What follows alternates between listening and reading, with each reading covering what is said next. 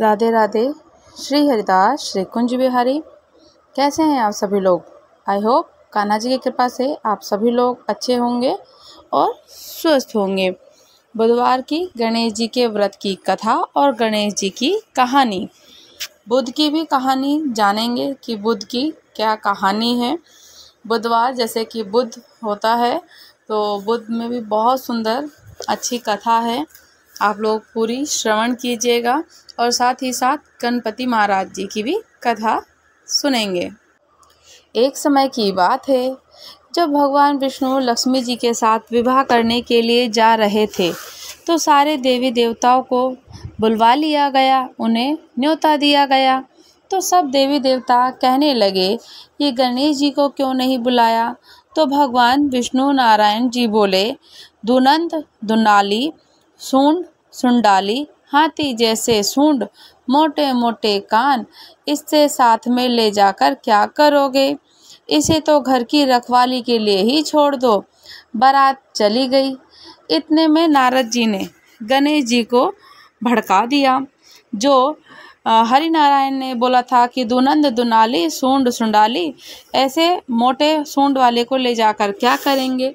तो नारद जी ने गणेश जी को भड़काया और आपके साथ ले जाने से बारात बुरी लगेगी, ऐसा कह दिया कि गणेश जी अगर साथ में जाएंगे तो बारात बुरी लगेगी, इसलिए आपको यहीं पर छोड़ दिया गया है, आपको घर की रखवाली के लिए। इससे गणेश जी ने जब ये सारी बात सुनी तो उन्हें बहुत गुस्सा आया और सारे चूहों को आज्ञा दे दी कि सारी ज़मीन खोखली कर दो। अब चूहे तो उनके मूसक राज हैं ही, उनके वाहन, तो बोलते हैं कि सारी ज़मीन को खोखली कर दो। चूहों ने सारी ज़मीन खोखली की खोखली कर दी, जिससे भगवान जी के रथ का पहिया धरती में ही धंस गया। जब श्री हरि नारायण बारात ले जाने के लिए अपने रथ पर सवार हुए तो उनका रथ धरती के नीचे ही धंस गया, क्योंकि चूहों ने सारी की सारी धरती खोखली कर दी थी। सब कोई पहिया निकालने लगे पर रथ का पहिया टस से मस ना हो, निकले ही नहीं। पहिया नहीं निकला बिल्कुल भी। फिर किसने खाती को बुलाया, फिर किसन खाती को बुलाया गया और पहिए को हाथ लगवा कर बोला कि बोलो गणेश जी महाराज की जय। तो पहिया निकल गया। तब उसने बोला कि गणेश जी को मनाइए, बिना कोई काम सिद्ध नहीं होगा उनके बिना। आप पहले जब उनको किसी ने खाती को बुलाया कि पहिए को हाथ लगाकर आगे बढ़ाया जाए तो उन्होंने जयकारा लगा दिया, बोलो गणेश जी महाराज की जय। तो पहिया निकल गया और उसने उनको बोला कि पहले गणेश जी को मनाइए, गणेश जी को मनाए बिना आपका कोई भी कार्य सिद्ध नहीं होगा। अब सबसे पहले गणेश जी का विवाह रिद्धि और सिद्धि के साथ किया गया, फिर बाद में विष्णु जी का विवाह लक्ष्मी जी के साथ में किया गया। गणेश जी महाराज जैसा भगवान जी की कार्य सिद्ध किया था, ऐसे ही सबके कार्य को सिद्ध करिएगा। तो बोलिए गणेश जी महाराज की जय हो। एक ब्राह्मण था, वह रोज सवेरे उठकर गंगा जी नहाने जाता और आकर गणेश जी की पूजा किया करता। नित्य प्रतिदिन का उसका यही कार्य था। और उसकी औरत जो पूजा अच्छी नहीं लगती थी, उसकी औरत थी जो ब्राह्मण की, उसको पूजा अच्छी लगती ही नहीं थी। वह हर रोज ब्राह्मण को कहती कि सुबह की पूजा लेकर बैठ जाते हो, मैं घर का काम काज झाड़ू बुहारू करूं और तुम सुबह सुबह कुछ काम नहीं करते, मेरी बात भी नहीं सुनते और तुम पूजा काज में लग जाते हो।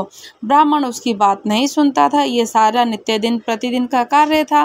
ब्राह्मण रोज उठता, गंगा जी किनारे नहाने जाता और गणेश जी का पूजन करता। उसकी औरत बोलती कि मैं झाड़ू बुहारू करूं, मेरे घर के कार्य में कोई हाथ नहीं बटाते, किंतु ब्राह्मण नहीं सुनता था और वो रोज नित्य प्रतिदिन की तरह वैसे ही पूजा करता था।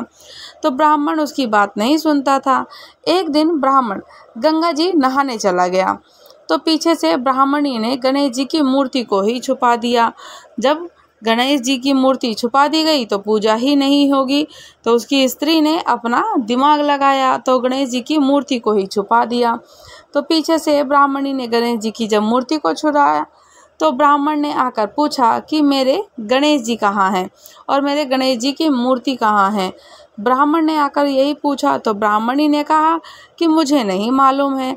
ब्राह्मण ने खाना पीना भी छोड़ दिया और कहा कि मैं तो पूजा करके ही खाना खाऊंगा। ब्राह्मणी ने बहुत समझाया कि खाना खा लो, पर ब्राह्मण तो खाना खाया ही नहीं। वो ना खाना खाया ना पानी पिया। वो कहता कि जब तक मैं पूजा नहीं करूँगा तब तक मैं खाना नहीं खाऊंगा। और ब्राह्मणी ने मूर्ति को पहले ही छुपा दिया था। तो बोलते हैं कि खाना खा लो, किंतु ब्राह्मण तो मानता ही नहीं है। वो दिन रात ऐसे ही बीत गए, खाना भी नहीं खाया, पानी भी नहीं पिया। जब मूर्ति नहीं मिली तो रोने भी लग गया। दोनों को लड़ते झगड़ते देखकर गणेश जी की मूर्ति हंसने लगी। जब दोनों पति पत्नी ब्राह्मण और ब्राह्मणी दोनों लड़ते हैं तो गणेश जी की मूर्ति ब्राह्मणी ने छुपा दी थी, अब वो हंसने लगी। गणेश जी की मूर्ति स्वयं अपने आप ही हंसने पड़ती है। तो ब्राह्मणी ने गुस्से में आकर कहा कि गणेश जी की मूर्ति वहाँ पड़ी है। उसके बाद ब्राह्मण ने गणेश जी की पूजा करी। रोते बिलखते को खाना पीना नहीं खाया तो ब्राह्मणी ने बोल दिया कि गणेश जी की मूर्ति वहीं पड़ी है, जा कर के देख लो। तो अब गणेश जी को जा कर के जब देखा तो ब्राह्मण ने पूजा पाठ करी और पूजा पाठ करी अच्छे से। तो फिर उसके बाद मूर्ति ने कहा कि मेरी सेवा करते करते बहुत दिन हो गए हैं, कुछ मांगो। ब्राह्मण ने कहा कि अन्न मांगू, धन मांगू, जितना दुनिया में सुख है सारा मांगू। गणेश जी ने ब्राह्मण को सारा सुख, अन्न और धन दे दिया। ब्राह्मण मूर्ति में मंदिर में रखकर पूजा करने लग गया। ब्राह्मण मूर्ति को मंदिर में स्थापित कर पूजा करने लगा। ब्राह्मणी को इतना अन्न और धन मिलने से उसको पूजा करने की श्रद्धा हो गई। जब ब्राह्मणी देखती है कि खूब सारा धन मिल गया और अन्न भी मिल गया, नाम भी हो गया, पूरा यश वैभव हो गया, तो उसको पूजा पाठ में श्रद्धा हो गई। तो वह ब्राह्मण को बोलकर मूर्ति घर ले आई और खूब प्रेम से पूजा पाठ ब्राह्मणी करने लगी। तो हे गणेश जी महाराज, जैसा ब्राह्मण और ब्राह्मणी को सुख दिया वैसा ही सब किसी को देना, वैसा ही अपना हर कार्य सिद्ध करना और हम लोगों को वही शुद्धि और कृपा करके रखना कि हमारे हर कार्य सिद्ध हो और अपनी कृपा प्राप्त हो। इस तरीके का हमें आशीर्वाद देना।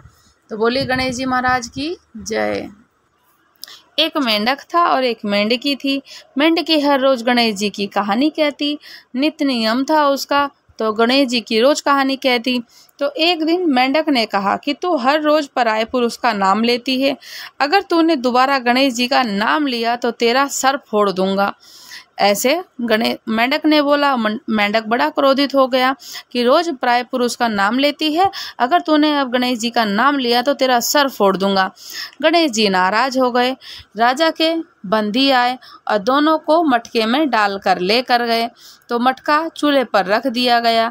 जब उस मटके का पानी गर्म होने लगा तो मेंढक ने कहा कि मेंढकी बहुत कष्ट आया है।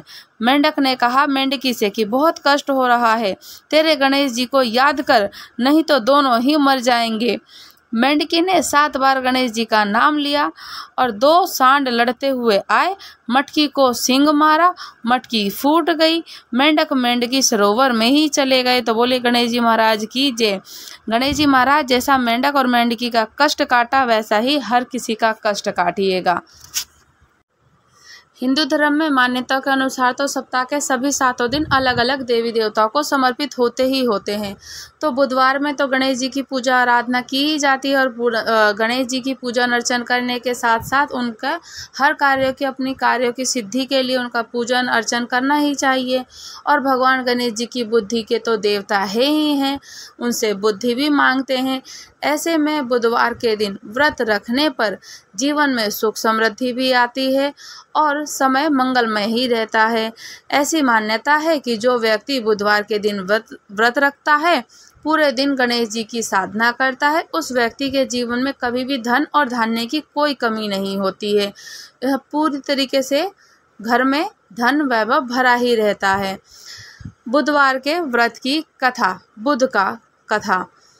एक समय की बात है, एक व्यक्ति का विवाह हुआ और कई वर्ष बीत गए थे। उसके विवाह को कई वर्ष हो गए थे। विवाह के बाद उसकी पत्नी एक बार अपने मायके गई हुई थी।